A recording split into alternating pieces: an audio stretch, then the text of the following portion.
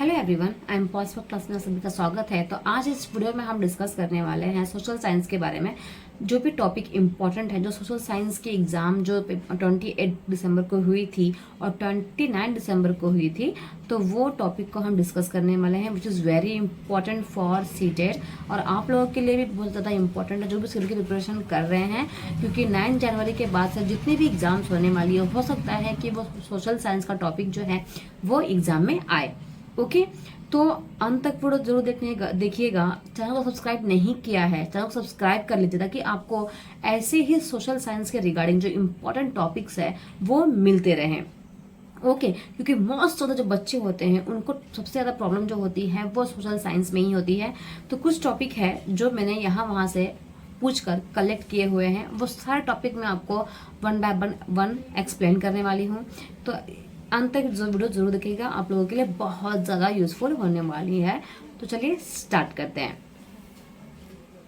Hello everyone, तो हम लोग स्क्रीन पे आ चुके हैं, आप देख सकते हैं। तो आज हम डिस्कस करने वाले हैं माउंटेन टॉपिक, क्योंकि ये टॉपिक जो है बहुत ज़्यादा इंपॉर्टेंट है और सीटेट में बहुत बार आया हुआ है। ओके, तो माउंटेन कैसा होता है? तो माउंटेन जो है नेचुरली कैसा होता है? एलिवेटेड होता है।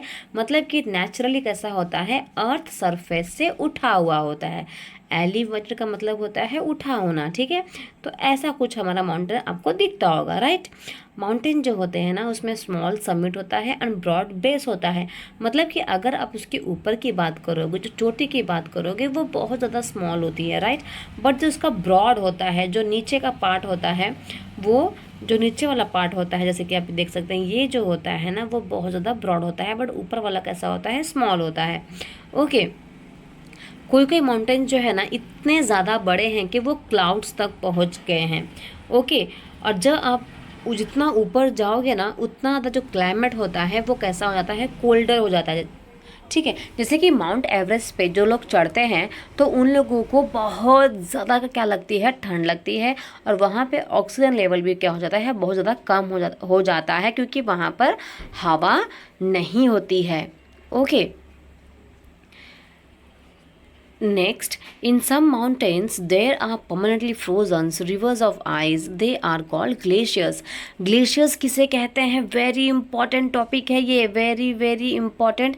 सीटेट में सोशल साइंस में आपको हमेशा देखने को मिलेगा ही मिलेगा, राइट। तो ग्लेशियर ये होता क्या है? तो ये जो होता है माउंटेन्स में, किसी किसी माउंटेन्स पे ना ये परमानेंटली क्या हो चुका है? फ्रोजन हो चुका है, जम चुका है, ठीक है। तो क्या जमा है?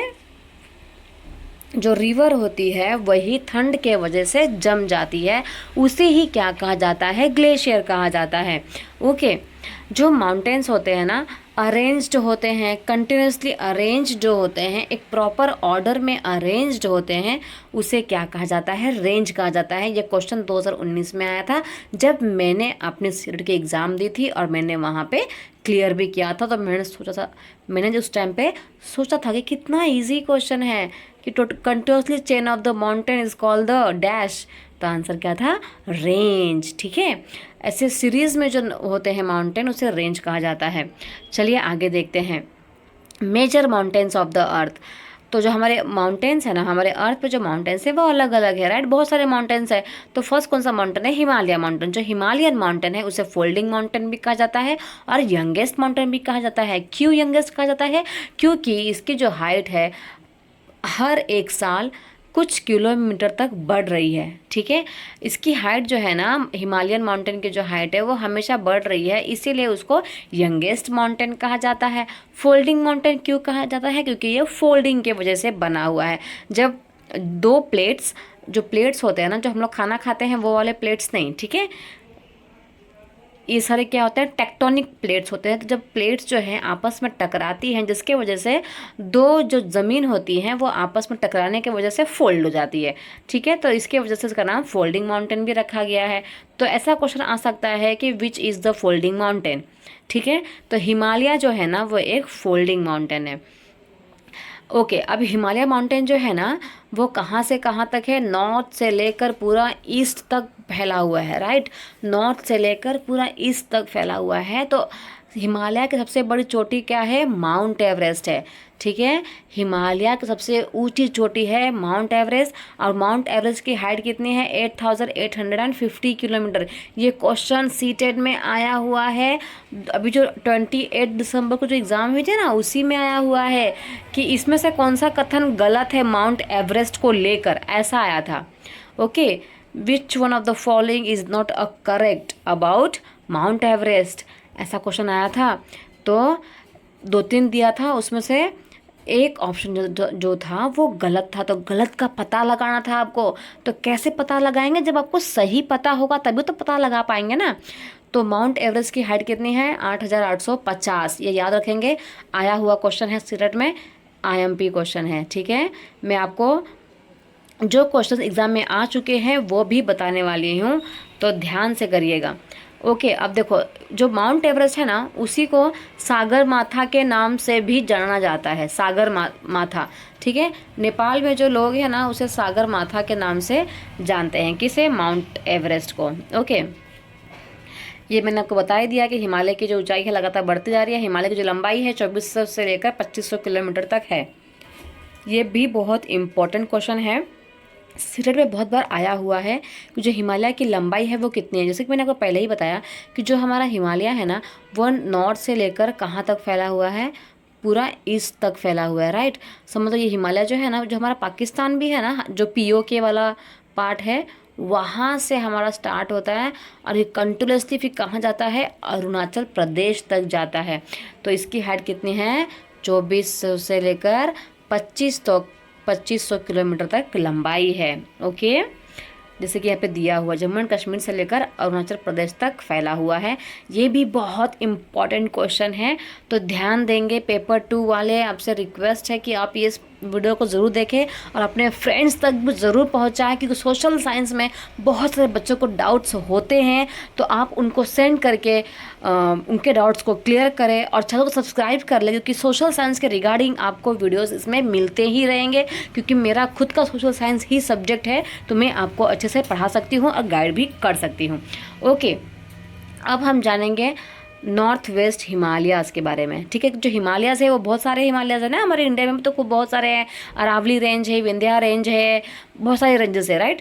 तो 1 बाय 1 सबके बारे में पढ़ेंगे। फिलहाल मैंने अरावली रेंज तक लिखा है, इसके आगे का लिखना बाकी है, तो वो हम लोग नेक्स्ट क्लास में पढ़ेंगे। ठीक है, ये अरावली रेंज यहाँ पे कंप्लीट कर लेते हैं, क्योंकि बहुत इंपॉर्टेंट टॉपिक है। तो ये क्वेश्चन आता है कि जो अरावली रेंज है वो कहाँ से लेकर कौन से स्टेट तक फैला हुआ है। ठीक है, ये क्वेश्चन आता है। अरावली रेंज की सबसे ऊंचा जो पर्वत है उसका नाम बताओ, उसकी ऊंचाई कितनी है वो बताओ। ठीक है, तो इस चीज़ पे ध्यान देंगे। देखो, तो अरावली जो रेंज है ना, वो गुजरात से लेकर राजस्थान होते हुए, पंजाब से होते हुए दिल्ली और हरियाणा तक जाता है। ठीक है, याद रखेंगे, स्ट्रेट जाता है, जैसे गुजरात है, फिर राजस्थान, फिर पंजाब, फिर दिल्ली और फिर हरियाणा। ठीक है, ऐसा जाता है। इसके बाद इसकी सबसे ऊंची चोटी कहाँ पर है? तो राजस्थान में इसकी सबसे ऊंची चोटी है जो कि माउंट आबू में है। माउंट आबू में सबसे ऊंची चोटी है, उस चोटी का नाम क्या है? गुरु शिखर। ठीक है, उस चोटी का नाम क्या है? गुरु शिखर। माउंट आबू जो है ना, वो पूरा एक हिमालय जैसा हिमालय है, राइट। तो हिमालय की सबसे ऊंची चोटी का नाम क्या है? माउंट एवरेस्ट ना। उसी तरीके से माउंट आबू का सबसे ऊंची चोटी का नाम क्या है? गुरु शिखर। ठीक है, गुरु शिखर नाम है, और उसकी जो लंबाई है वो कितने किलोमीटर तक है? 1722 किलोमीटर तक है। ठीक है, कितनी है उसकी लेंथ, कितनी है? तो 1722 किलोमीटर तक लंबाई है। ओके, इसके बाद यही जो अरावली रेंज है वो दिल्ली में भी पहुंची हुई है, और दिल्ली में उसी अरावली रेंज पे क्या बनाया गया है?